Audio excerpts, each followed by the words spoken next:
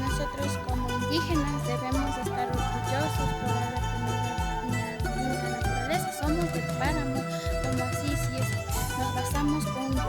productos, y si es que los productos no producieran en los campos, la ciudad no tendría con qué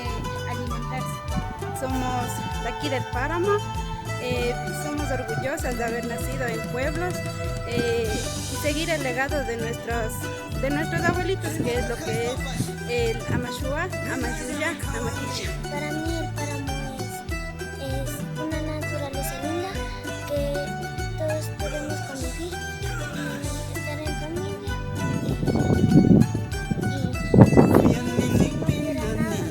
de la naturaleza no podemos con el agua ni con el